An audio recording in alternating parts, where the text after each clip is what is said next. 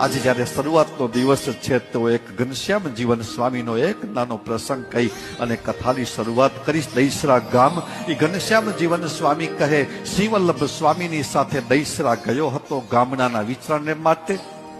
4 વાગ્યાનો સમય તમારા જેવા કોઈક સજ્જન એ વાડીમાંથી પપૈયું લઈ અને આવ્યા અને મંદિરમાં આપ્યું. એ શ્રીવલ્લભ સ્વામી અને ઘનશ્યામ જીવન સ્વામીએ પપૈયું સુધાર્યું અને 4 વાગ્યાનો સમય સિંહાસનનું કંઈક રંગ રોગાણ કે રિનોવેશન ચાલતું હશે અને પાટ ઉપર ઠાકોરજી વિરાજમાન હતા અને શ્રીવલ્લભ સ્વામી અંદર જઈ અને ઠાકોરજીને 4 વાગે મેવામાં પપૈયું હતું કે તમે ગઈકાલે મને સ્વામી કીધું કે કેન્યાથી છેટા ફ્રૂટ આવ્યું છે, થોડોક યુસ પીવો સ્વામી, કેન્યાથી આવ્યું છે. એવું નહોતું, દેશી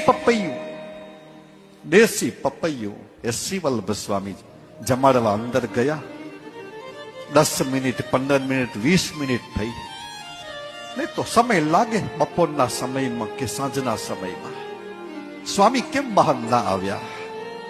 ઘનશ્યામ જીવન સ્વામી કે હું જરાક અંદર ગયો, પડદો ખોલ્યો તો શ્રીવલ્લભ સ્વામીના હાથમાં પપૈયાની ચીર હતી અને મૂર્તિ પટ્ટ મૂર્તિમાં વિરાજમાન 4 છોગલાધારી મારો સહજાનંદ સ્વામી એ મૂર્તિમાંથી બહાર પ્રગટ થઈ પોતાનો જમણો હસ્તો લાંબો કરી એ શ્રીવલ્લભ સ્વામીના હાથમાંથી એ પપૈયાની ચીરી લઈ અને આરોગતા હતા. એ ઘનશ્યામ જીવન સ્વામી કે મેં દર્શન કર્યા.